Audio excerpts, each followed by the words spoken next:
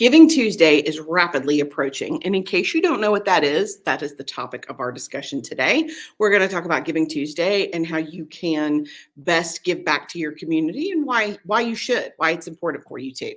Last week, we talked about ways to give, ways to thank clients, employees. This week, we're talking about Giving Tuesday. Our office is closed for the week of Thanksgiving. And the last week of November, we're going to discuss getting ready for Christmas because it's basically here. Basically, I had that realization a couple of days ago, woke up palpitating because holy crap, it's right here already. That happened so fast. Okay, so let's talk about Giving Tuesday. In case you guys are not aware, there's 5 holidays right in a row. You have Thanksgiving on Thursday. You have Black Friday, which is big opportunity for sales, not only for retailers, but for any vendor. Small Business Saturday. If you're a small business, you definitely want to promote Small Business Saturday. Monday is Cyber Monday when everybody shops online, and Tuesday is Giving Tuesday. So what is Giving Tuesday? Giving Tuesday, it's November the 28th. It's a global generosity movement unleashing the power of people and organizations to transform their communities in the world. That's the technical definition. Now, last year, record breaker. There in 2022, there were in the United States, people gave $3.1 billion, billion with a B, on Giving Tuesday. 15% more than 2021. They are projecting that it'll be higher than that this year. More than 20 million people gave, 6% more donations in 2022 than there was in 2021.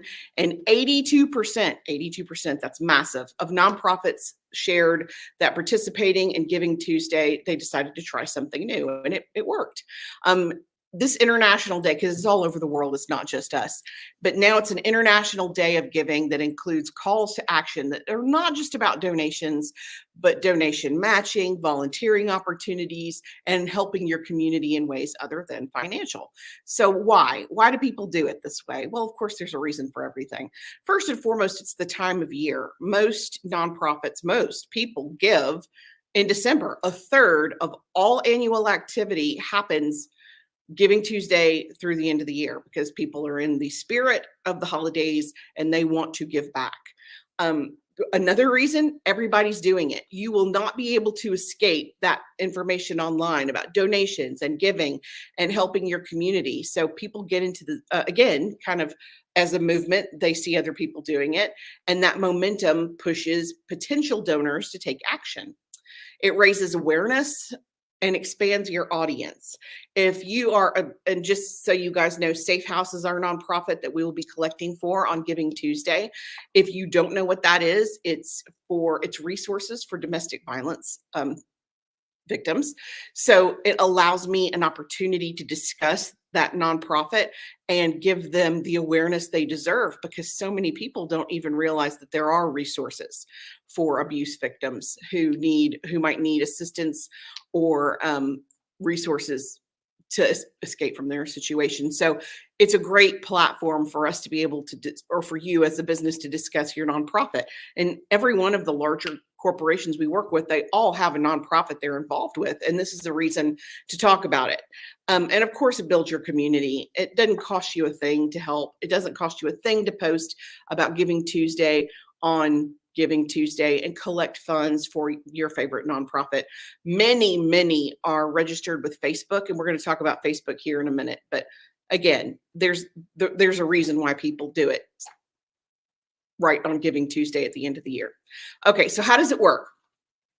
First and foremost, it's not an organization, it's a movement. It's all about contributing to your community. You may want to run it as a general funding or fundraising campaign, or you can focus on something more specific, like a single program or an initiative. And let me give you an example of what I mean. So we'll use Safe House again as our primary nonprofit. So can you donate money to Safe House? Absolutely. But they may be having a diaper drive where they need diapers in newborn to age 2 size because their pantry's empty.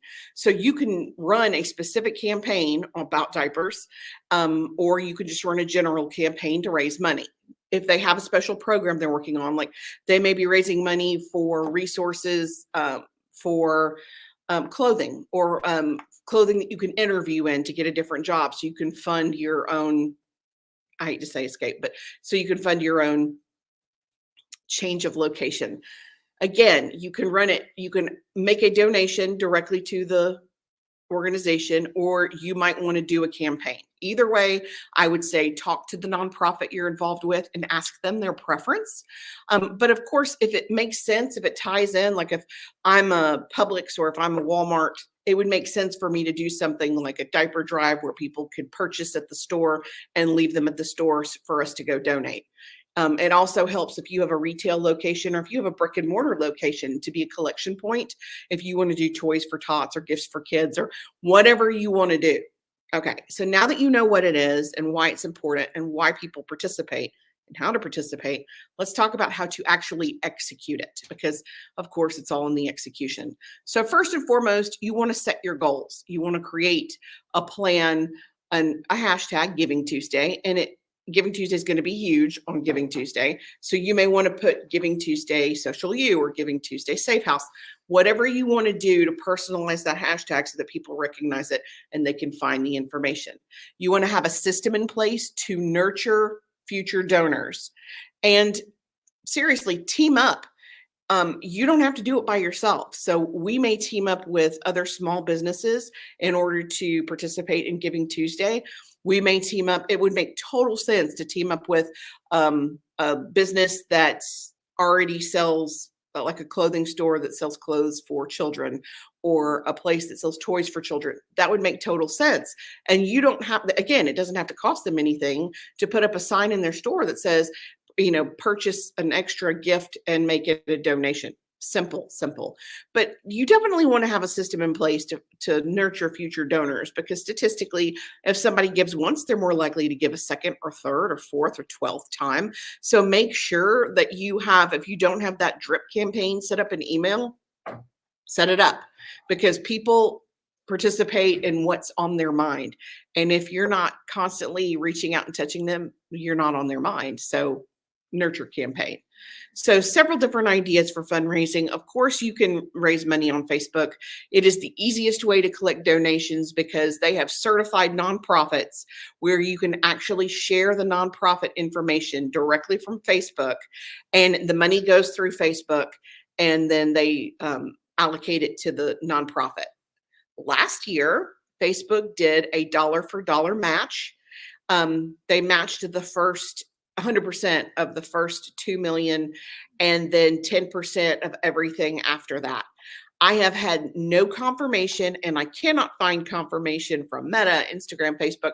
Nowhere can I find that they are doing this year. So that being said, if there's no benefit to getting funding through Facebook, I would post a link directly to your nonprofit's website so you know that money is going exactly where it needs to go. Now, if Facebook announces that they're going to do donation matching, 100% run it through Facebook.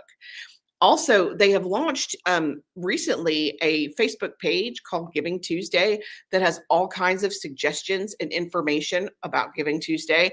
Everything you could possibly want to know, except if they're dollar matching this year, which is crazy to me. But that's the way they decided to do it. So first and foremost, you definitely want to post it on your social. You want to reach out to your peers and encourage the use of your hashtag. So if it's posting on your business page, share it to your profile. There's absolutely no reason you can't make this a little more personal.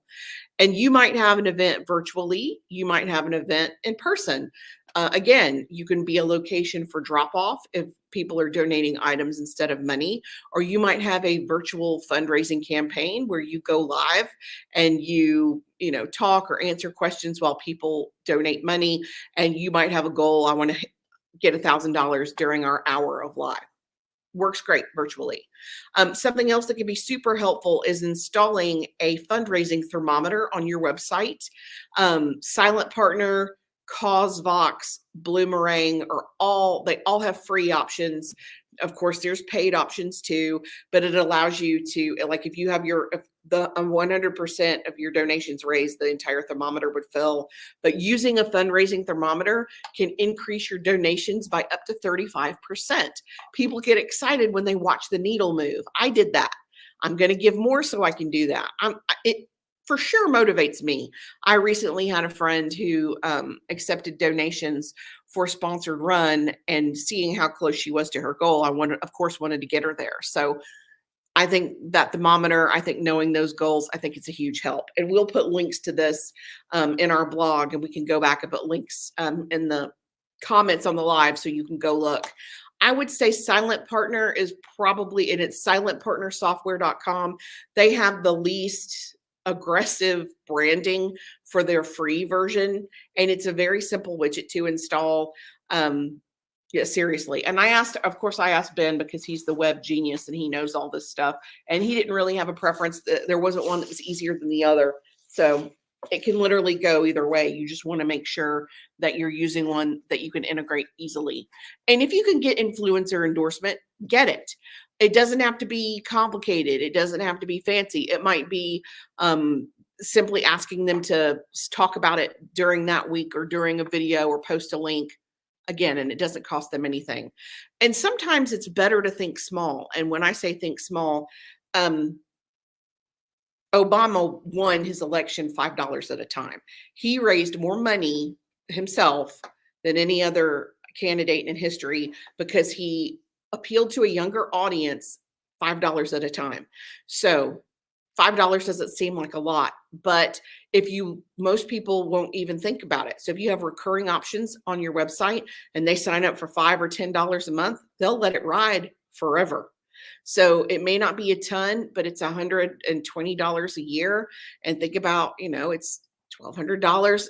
Eventually, you can seriously take over the world $5 at a time. And the younger audience definitely outnumber your older audience now. Millennials outnumber boomers, finally are outnumbered, and they are much more proactive in their community, and they want to see brands invest in their community. So they're much more likely to have recurring donations. And I think it's okay to do donation matching. You may run one because as a business, it's a write-off for a small business to donate money. So you may want to say, hey, if we meet our $1,000 goal by on Giving Tuesday, our organization will match $1,000 and we'll make sure that we give all $2,000. I love the concept of giving back. I think everybody should participate with at least one nonprofit. Super, super helpful. And it helps grow your community. You're helping your own community. So why not participate? That's it for me this morning. We will again put those links for the free fundraising thermometers so that you can install those on your website. It's not complicated. And every single site gives you step-by-step on how to do that. We will be off. Our entire office is closed next week, so our team could be off with their family. We will be back the last week of November to talk about gearing up for Christmas because it's here. It's here. Whew. Thank you guys for joining me. I am Karen Taradas, and until next week, I'm here to help. Thanks.